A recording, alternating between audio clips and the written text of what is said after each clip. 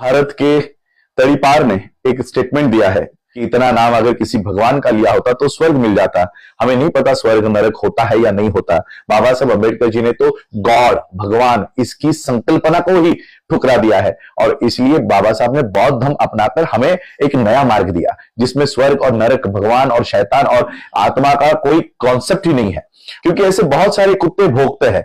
बाबा साहब अंबेडकर जी का गरिमा, उनकी गरिमा इतनी है कि सूरज के ऊपर थूकने की अगर कोशिश करो तो वो थूकने वाले के ही मुंह पर आकर गिरेगी। हमारे जीवन की हर एक सांस पर बाबा साहब अंबेडकर जी का अधिकार है और मैं इस तड़ीपार का शरीर के चमड़े के जूते भी अगर बाबा साहब अंबेडकर जी को पेश किए जाए तब भी बाबा साहब अंबेडकर जी के उपकार इस देश के ऊपर, कि इस देश की संसद में, राज्यसभा में, सुप्रीम कोर्ट में तुम भारी तादाद में होंगे लेकिन देश में हम लोग ज्यादा संख्या में हैं। इसलिए बाबा साहब अंबेडकर जी के ऊपर बोलते समय 4 बार सोचकर बोला करो।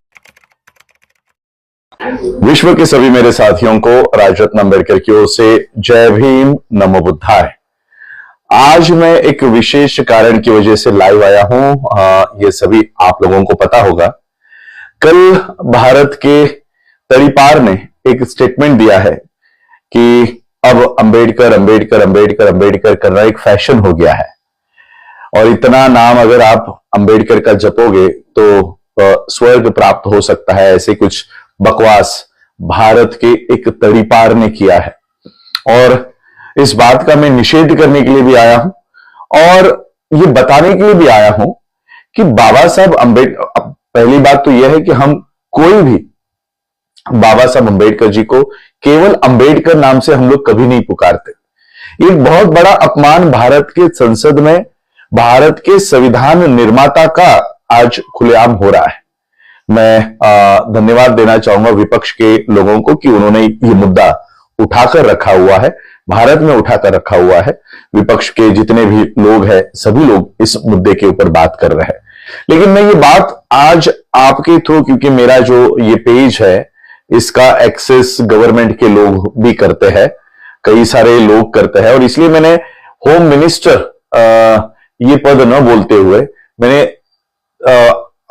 जो उनका देश ने उनको प्रतिबंध लगाया था वही मैंने उल्लेख उनका शुरुआत में किया है, क्योंकि मुझे नहीं लगता कि इस पद के वो लायक है।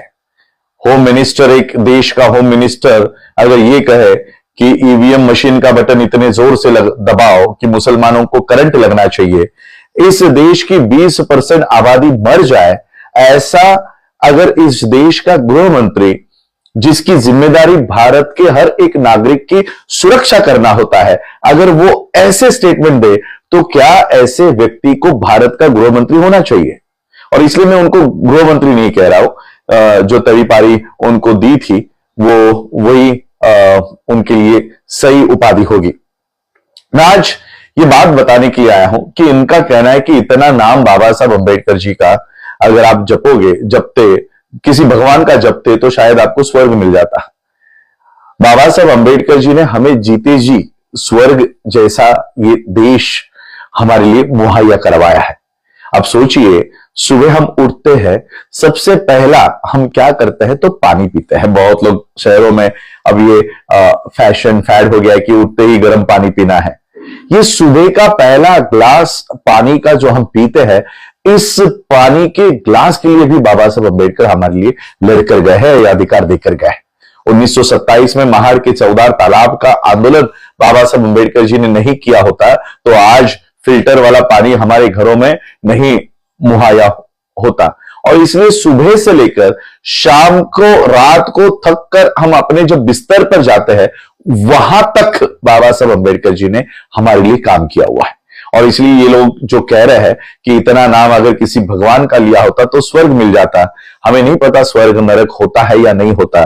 बाबा साहब अंबेडकर जी ने तो गॉड भगवान इसकी संकल्पना को ही ठुकरा दिया है और इसलिए बाबा साहब ने बौद्ध धर्म अपनाकर हमें एक नया मार्ग दिया जिसमें स्वर्ग और नरक, भगवान और शैतान और आत्मा का कोई कॉन्सेप्ट ही नहीं है।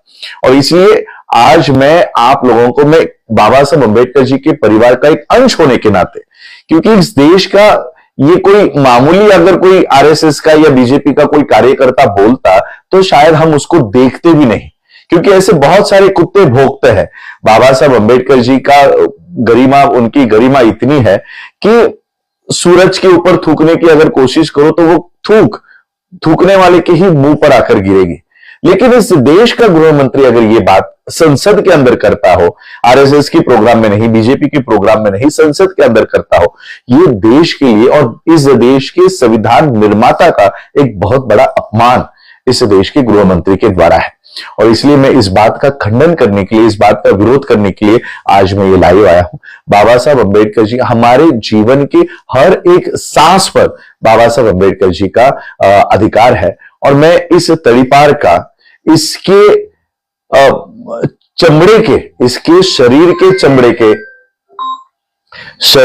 चमड़े के जूते भी अगर बाबा साहब अंबेडकर जी को पेश किए जाए, तब भी बाबा साहब अंबेडकर जी के उपकार इस देश के ऊपर, मैं तड़ीपार के ऊपर नहीं कह रहा हूं, हमारे ऊपर नहीं कह रहा हूं, इस देश के ऊपर कभी भी हम उसको अदा नहीं कर सकते, वो खत्म नहीं कर सकते। और इसलिए मैं आज ये बात इन गवर्नमेंट के लोगों को, जो लोग मेरे पेज के ऊपर दिन रात वहां पर एनालिसिस करते रहते हैं, उनके लिए ये मैसेज देने के लिए आया हूं कि बाबा साहब अंबेडकर जी हमारे लिए भगवान से कई गुना बढ़कर है। हम भगवान तो मानते नहीं हैं, लेकिन बाबा साहब अंबेडकर जी हमारे लिए भगवान से कई ज्यादा बढ़कर है। बाबा साहब अंबेडकर जी ने इन भगवानों को ही हमारे हाथों से छुड़वा दिया।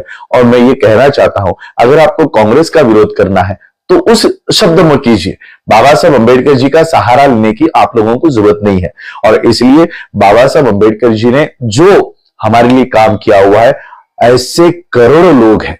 यानी मैं पूरी यहां पर बाबा साहब की जीवनी नहीं बताना चाहूंगा, लेकिन पानी का अधिकार, रहने का अधिकार, जहां बाबा साहब अंबेडकर जी को इस बड़ौदा सरकार की नौकरी में ज्वाइन होना पड़ा, तब बाबा साहब अंबेडकर जी को एक पेइंग गेस्ट करके रहना पड़ा था, एक गेस्ट हाउस में रहना पड़ा था। और जब बाबा साहब के पैसे खत्म हो गए तो सिर्फ एक गद्दा लेकर किसी किचन में बाबा साहब अंबेडकर जी को रहना पड़ा था। और वहां पर चूहे बाबा साहब अंबेडकर जी के बदन पर से कूदा करते थे। ऐसे अवस्था में बाबा साहब रहे, लेकिन ऐसे अवस्था में रहकर बाबा साहब हमारे लिए महलों की योजना बनाकर गए।